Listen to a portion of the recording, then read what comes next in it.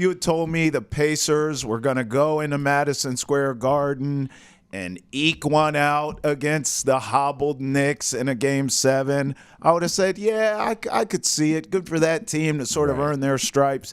If you had told me the Pacers were going to go into Madison Square Garden, the Madison Square Garden, after all that trash talk from Spike Lee and the rest of them, all that "we want Boston" chanting nonsense. If you had told me the Pacers were going in there and going to beat the hell out of the hobbled Knicks in a Game 7, I would have called you cray-cray.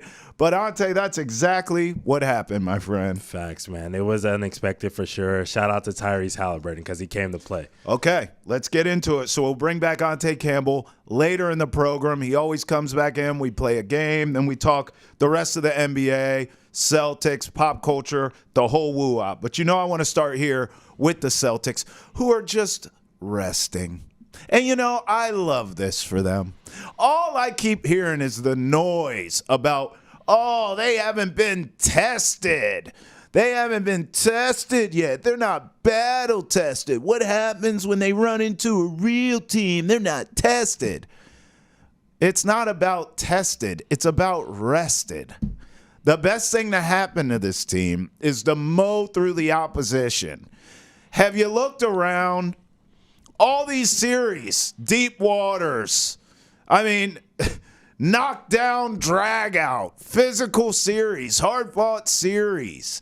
I mean, the Knicks literally were put together with duct tape, bubble gum, and a stapler. Like, they had nothing left. They had nothing left in the tank. They needed MacGyver to pull off something. They had nothing left. But you want to talk about being tested? How about being rested? I mean, we're seeing all the quotes coming out of practice. We're hearing all the sound bites coming out of Celtics practice. We've all seen the video by now. If not, we got it for you, of Kristaps Porzingis working his arse off to try and get back. He looks good.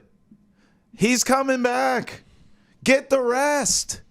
I mean, all these knockdown, drag-out, physical survivor series going around this league, and the Celtics just handled their business.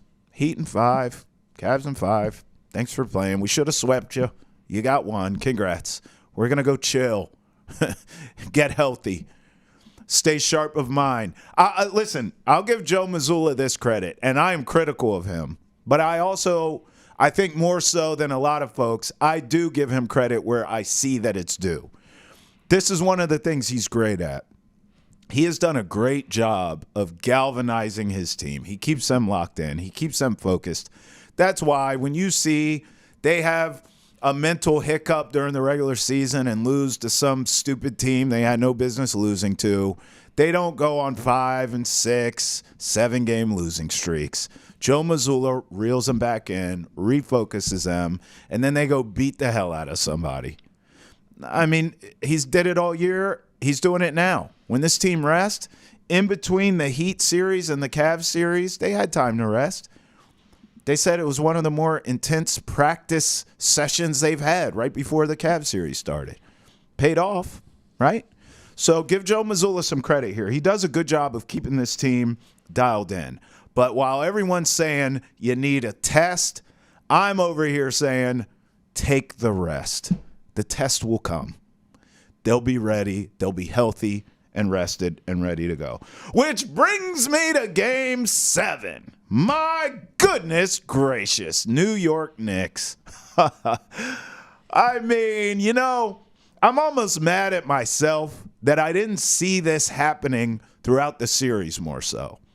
Game 7 really, in a sense, was a microcosm of this series. The Knicks, increasingly, as the series went on, got more and more hobbled. By the way, they were already hobbled going into the damn series. So as the series goes on, now you're losing more pieces. Your best player, Jalen Brunson's banged up.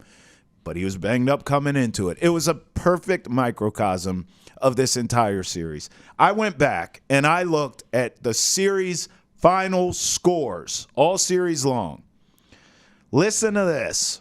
Forget who wins and loses. Just listen to the final scores. 121, 117, 130, 121, 111, 106, one blowout, 121, 89, two blowouts, 121, 91, 116, 103, another blowout, Game 7, 130, 109. Those are Pacer scores. Those are Pacer scores.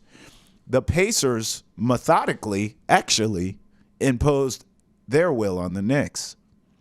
The Knicks were trying to keep up and then picking spots to play defense. Not the worst game plan I've ever heard, but you didn't have the horses to do it. And if it were a Knicks series, all those scores I just read would have been lower scoring. Brunson would have carried them. They would have bloodied your nose, beat you up, pushed you down, boxed you out, talked some trash. Low scoring, tough, hard nose. Those scores are not indicative of that.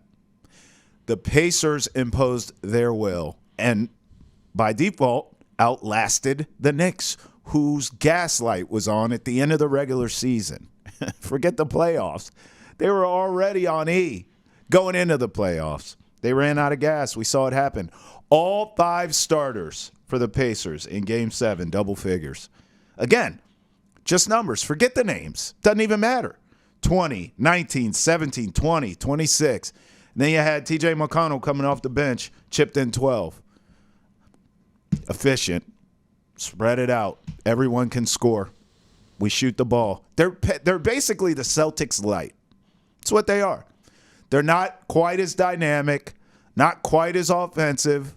They don't have a big 3. They got 2 guys you can count on mainly. Coach makes adjustments. He can draw up some stuff. Carlisle's a great coach. Difference is they don't play defense. And ironically, that's why I'll take the Celtics in 6 games in the Eastern Conference Finals.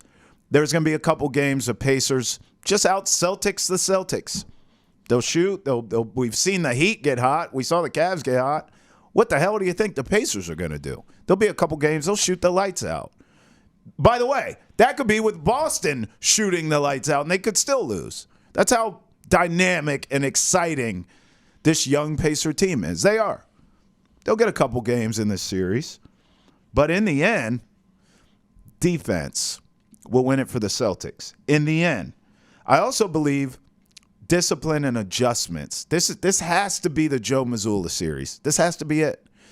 He didn't, luckily, get an opportunity to get exposed against Eric Spoelstra because the Heat's best players were out and the Celtics, let's just face it, we all watch the games. They're a class above the Heat at this point. Yes, the Heat beat them last season. This ain't last season, brother. This is a whole different ball game. Even with Jimmy Butler, that Heat team wasn't beating this Celtics team. They've elevated. They've evolved. They're better. Same thing with the Cavs. Okay? But I will say this. I mean, Rick Carlisle, he'll make adjustments.